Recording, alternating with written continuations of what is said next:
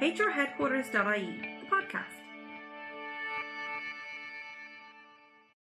Welcome to our HR HQ podcast. We're chatting to Jan Laurijssen, HR Evangelist, Researcher and Consultant with SD Worx. And Jan, thank you for your patience this morning. We're going to dive straight in. Before we get started, tell us a little bit about your own pathway. HR Evangelist, Researcher, Consultant. How did you land where you are at the minute? Yeah, good morning and nice to be here. Thank you for the invitation. I have a long career coming from educational psychology, ended up in learning and development. In the end, joined SD Worx in 2011, specifically to have a broader perspective on HR. As a consultant, got more and more interested in the content and the research. So I also had the opportunity to collaborate with the Antwerp Management School, started my own research trajectory at the University of Antwerp. For the last 3-5 years, taking up more and more opportunities to talk about the future of work in HR on behalf of SD Worx in all the countries where we are present in Europe, which is about 26. So yes, loving the job actually. Well, you're in a great position to look back over the last, even the last decade in HR has just, nobody could have predicted the challenges that people are facing, but also looking to the future, the next 5 and 10 years, how it's going to evolve. You might talk us through your own reflections on those shifts. Yeah, I think there are several shifts. I think one of the things that I also been talking about a lot the last couple of months and discussing with HR directors in roundtables is I think that we have to rethink the operating model that HR has been using for the past decade, as you mentioned. Labor markets are tight. That is definitely one that we have to look at. Also from our Pulse report 2025, talent shortages are very high on the list of HR managers, things to tackle over the upcoming years. More and more, we also see from the talent side, from the employee side, the need for a personalized employment relationship. More and more people want to choose how they work, when they work, where they work, putting pressure also on models of hybrid work. Of course, the labor market has its own dynamics in many of the countries where we are present. So yes, HR has a lot to do in managing those different realities of the labor market, what the organization need and what employees want. And you mentioned there even about just hybrid work models, but even AI, automation, all of these new challenges that are emerging. What sort of responsibilities should HR professionals prepare for? We're looking at digital ethics, the employee experience, even tech fluency. How is the landscape changing? Yeah, I think the most important thing to observe is that AI, of course, is changing the jobs of many people, including HR, but in the first place of many working people in the organization. So it's important that HR takes notice and tries to understand how this will impact the job design and be involved in that job design for the upcoming years. Then also reflect on how it's going to change the job of HR. As you mentioned, with AI, we are going to do a lot of things that we haven't done before. We can look at personalization, we look at the changes of jobs, we look at the processes within HR that will be maybe more predictive and so on. So first of all, HR needs to take notice that AI is changing jobs and changing their jobs as well. So that means in the first place, job design. As you mentioned also, anything that's related to compliance and to ethics, two different things and at the same time not so different. How do we comply with the AI Act? Have we done what we needed to do in terms of bringing policies to bear and explaining to people how AI is implemented in the workplace and what does that mean? And maybe also think about ethical commissions to reflect on a number of things, how AI is changing the world of work and whether it is wise to use some of the data with artificial intelligence, like people data, to actually reflect on those things and what the company policies can be on this. Like someone said, it's not because we can or technology can do it and we are legally allowed to do it that it's ethically a good idea. So job design, I think, is one, how it's changing jobs. Two, to reflect on how it's changing the work of HR, but also how effectively compliance and ethics come into play as a new field for HR to be very, very up to date with. And as you mentioned, these new fields, it's actually quite an exciting time to be working in your space, but it's changing so quickly. And you kind of wonder, what are those strategies that are needed to future-proof the HR kind of landscape, but also just to make sure that your whole company is ready for these future challenges? Yeah, I think that Something new that we actually, well, I think that it's important that HR gets on board is to define a people strategy next to a business strategy and a financial strategy in the organization. The business strategy in an organization is responsible for defining the demand of talent and competence that we need. Finance is there to set the guardrails in terms of finance, but it's up to HR to manage the supply of talent to meet that demand. And that means that something new is coming into play, and that's actually developing a people strategy to make sure that we are not only a partner to the organization, but also a strategic partner, and that we can advise the organization where things are going in terms of the world of work, what's happening in the labor market, and also define how we're going to fill the demand for talent with people from the market, in employees, with internal mobility, potentially also with temporary agency workers, consultants, potentially even platform workers. But there we're going to have to play a very important role to actually define how are we going to meet that demand for talent? How are we going to define and build that talent supply chain? I think that's one of the core things. And the other thing is that there is an important part also, anything that is related to the people data. I think that we all need to become very much data savvy. People analytics is a field emerging, very important for people in HR. And I think for a lot of us, something that we might have forgotten how important data and statistics are in the organization, not only in terms of reporting, but also these new opportunities that arise to do predictive analytics and some more. I think also there we need to step up a bit in the game, and HR managers and people should again these new competencies, so that actually we can become a strategic partner at the table of directors. God, there's a lot that you mentioned there, so we're going to try and unpack it a little bit. But even the role of predictive analytics and data-driven decision-making play, how will they play in shaping HR strategies going forward? And you mentioned that kind of people component as well. There's a lot in that. You might kind of just unpack it a little bit for us. Yeah, I think first of all, if we look at people analytics, it very much has a history of HR reporting. So that means on a basic level, basically reporting on how many people, what's the attrition rate, how are we looking at the evolution of absenteeism. So very much static in terms of reporting. I think that field is very much developing into unpacking, also making predictions. How can we expect absenteeism to evolve? How can we tackle attrition? Let's have a deep dive look at what attrition is doing to the organization. Let's unpack that, as you use the word, and see what is actually going on, so that we can build also strategies to tackle the problems that we are facing. Whereas for now, we are using data much, well, I think in essence, to do descriptics and not too much in terms of action taking. So that's a very important component there. As you refer to also, how can AI help us to do those kind of things? It is a very new field, yes. And as a HR leader yourself, Jan, what sort of approach would you advise other people in this space in terms of the ethical use of AI, particularly around recruitment, or maybe, as you mentioned, things like performance management, even employee engagement? I mean, there is an ethical question here that's important to keep front of mind when you're engaging with new technologies. Yes, and as I mentioned before, there's an ethical dimension, but a lot of things have already been captured in European legislation, in the AI Act, for instance. So acquainting ourselves with legislation, especially European legislation, is going to be a very important component of what HR is going to do the upcoming years. There are also things related to DORA, which is related to legislation and anything that is security. We're going to have to acquaint ourselves with what exactly is in there, as we did for GDPR for that matter, and understand how this is impacting the way that we operate, and also understand to which extent artificial intelligence can be deployed to use people data. And that is, I have to say, very, very, very limited. So in terms of the ethics, looking at the compliance component first already limits very much what is potentially be done with people data at all, because they are data that are at risk, as is defined by the AI Act. In terms of ethics, I think it is worthwhile for HR to initiate a discussion within the organization with other stakeholders, being the business, being finance, being also the legal people and risk, to understand, like, how is it that we in our own organization are going to use this, and specifically, how will we explain both to managers and to employees how we are using these data and to which end.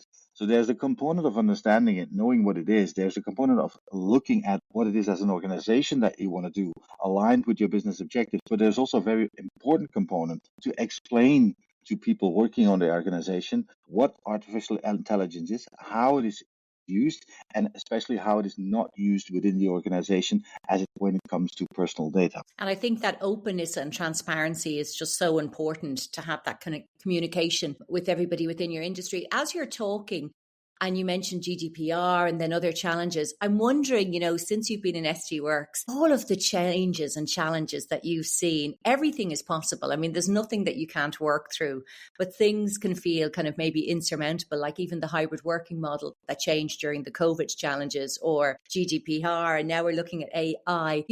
Somebody with your experience and wisdom can say to HR leaders, this is all doable, but you just need to have the right strategies and really plan it ahead. Well, it is. I agree, and I think it is doable. But like I said at the beginning of the podcast, I think that we also are obliged to reimagine ourselves as a function and to find out again what new models that we need. How do we need to organize? What competence that we need to acquire to actually overcome those new challenges? The model that a lot of HR organizations are built on dates back from the 90s, going back to Dave Ulrich, looking at HR Business Partnering Center of Excellence and Service Centers. There, definitely, I think we need to revise how that is organized and acquaint ourselves with new ways to overcome that. I also think that hybrid working, as you said, which has become very much the model during COVID, is now being revised. There, we might also take an evidence-based approach to understand how this has actually changed, what were the good things about it, what is the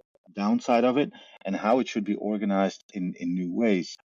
A lot of it still relates to working from home or not working from home, but how are we actually going to do new things? Can we use new technology to do it better, and to which end? I think we're looking too much at long meetings, too many people involved, but can we do that in a different way?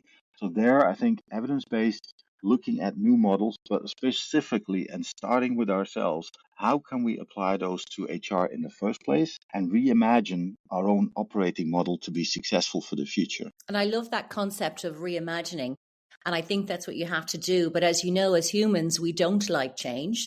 And often that's the challenge, that these changes are coming and we're a little bit resistant. Mm-hmm. But in terms of kind of maybe the new competencies or what we can do, what do HR professionals, do you think, need to do to thrive in this kind of new area? Or how can we reimagine? I mean, you mentioned COVID there and kind of hybrid working, or I mentioned COVID, you mentioned the hybrid working research. I'd love to ask you your opinions on that, or what is emerging, and are you surprised with some of this research and what it's now revealing? Surprised, maybe yes, but I think that this was coming. I think COVID was a very important catalyst, things that are evolving now, the markets and so on. The most important thing where I think that HR needs to reimagine is, first of all, how can we be a strategic partner? How can we actually help the business by not only taking orders for what they're asking, but how can we also advise them on what is the best way to build that talent supply chain for their organization? What are new skills that we should be focusing on? Is it wise to keep on hiring people with experience, or should we focus also on having a specific strategy for hiring people that are straight out of school, for instance? Secondly, I also believe that HR has become, specifically in the centers of excellence, very much expertise driven. Reward, talent, recruitment. More and more of the challenges that we are facing in organizations are transversal and are multi-expertise, like, for instance, employee experience. Employee experience is related to HR tech, is related to reward, is related to onboarding, is related to... So more and more of the things that we're trying to implement to support the organization in being successful on the people side of the business is very much interrelated, and therefore maybe the silos that we existed between reward, between talent and others might have to be teared down a bit. I think expertise will be very important, but that means thirdly that we're going to have to find new ways to collaborate within or between the expertises to do a better job in supporting the business. God, it's so interesting. You're mentioning a lot of things that have my mind racing here, which is what these conversations are all about. But one of the things you mentioned was kind of maybe getting school leavers to join the company. And I know with things like World Skills, where the big companies are really actively trying to recruit young people and bringing them into the business, and kind of they're learning while on the job and they're being sent to college later. That's kind of a new model, and maybe we have to shift the whole of society in how working life is going to unfold in the next kind of decade or the next 2 decades. Do you think there's a kind of a wider consciousness shift in society? I think there is. I think it's quite ambitious to see HR in the role of making that societal shift happen, but we're definitely part of it. I think that is true. Working life, although still very much traditionally viewed, has to do with going to school, then going to work, and then retire. More and more, we do see that lifelong learning is becoming an important component of the whole career development, both for younger people, for mid-career people, and people at let's say in the autumn of their careers. So yes, there is a shift, and working and learning, specifically in an era of AI, is becoming very much intertwined and is happening in real time. So we're trying to get to grips with how that is happening. And in terms of recruitment, yeah, I mean, there's definitely something to say to hire young people because they've been acquainted with AI at school. So that Mhm. brings something new to the table if you hire those people. At the same time, experience also is something that is important in the now, but potentially not that important anymore in the near future. So how can we make sure, and there we come to the core companies, how can we make sure that we all develop learning companies competencies. So the idea that we all keep learning to actually be successful and useful and purposeful in our Mhm. jobs for the upcoming years. And I think that word purposeful is so important. I mean, we have to be Hmm. intentional in the work that we're doing, but in the kind of increasingly digital workspaces, what do HR professionals kind of need to look at, particularly in things like change management? How can they support their teams to kind of thrive and be purposeful in these spaces? Yeah, I think that first of all, developing, like I said, a people strategy and a people purpose to explain and to communicate to everybody how we're looking at the people side of the business, how we want to actually involve people in being successful themselves as a team, but also contributing. I think contribution is a very important word, and there's also how they can contribute to the success and the sustained competitive advantage of an organization. That is crucial to explain that. That's a very important message that has to be sent. In designing the work, like I said, the job design, how are we designing jobs in an era of AI? How do we looking at that? How do we thoroughly create collaboration? And there, I think a lot of work can be done by HR professionals to rethink the way that we work together with technology, using AI during meetings and so on and so on. So viewing also reimagining how we do that and not just do the meeting that we used to do in a conference room in an online conference room, but think about how we can do better in terms of doing that kind of work together using tools, also how they should be used or how they can be used so that they also have an added value and that we don't keep doing the same thing that we've been doing for years but now just in a digital way. Oh God, you know what? Even as you're talking, I'm kind of thinking about these future work realities that you're kind of discussing, and in kind of looking at and fostering inclusion or belonging, and particularly Hmm. with remote and diverse teams. Kind of what advice would you give just for strategies, like kind of these little take-home ideas that we might be thinking of, just to kind of blend those work realities for people? I think one of the interesting things that we have in terms of diversity and inclusion is that technology works for everybody. And that might be an equalizer. If we go in terms of using technology to work purposefully together, that's going to be a very important thing because with AI, not depending where you are or when you work, this brings together a lot of things so that people can work at a time that is convenient to them in a way that is convenient to them. So I think HR tech might be very much the fuel to actually make that diversity and that diverse and hybrid work happening in the near future. I think it's one of the most important things. And that means, again, that HR needs to acquaint themselves with these new technologies and also promote them in a way that people are ready and eager to use them in practice. And if you were looking ahead and making any predictions, could you have possibly predicted 10 years ago, perhaps the long lasting effects of COVID or AI? If now in the position that you're in, if you were to looking ahead, if we were having this conversation in 10 years, Jan, what sort of things do you think we'll be chatting about then?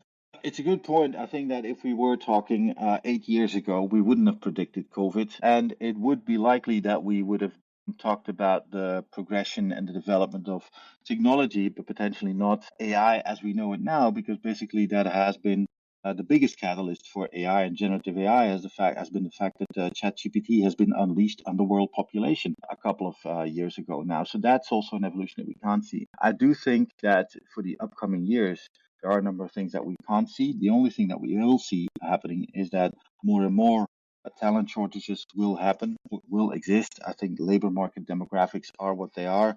So we're going to have to find new ways to make people work together with a colleague that is not a person, but an AI agent, a piece of technology to boost productivity in organizations. That I think is one of the most important things. Secondly, I think in terms of diversity, inclusion, again, there we're going to have to find new ways to be inclusive for technology, because technology, you might argue, or AI may be part of HR by then and not of IT. And I'm sincerely hope that AI will be part of HR in the near future and will shift from IT towards that department. I think those are the most important things that we can see now happening, but not there yet. But I hope very much that these things will be realized in the upcoming years. I've no doubt, Jan, that probably it could even be this time next year you'd be chatting to an AI podcast host, and you might not even be talking to me. But you know what we should do? We should chat every year, once a year, and look back on our predictions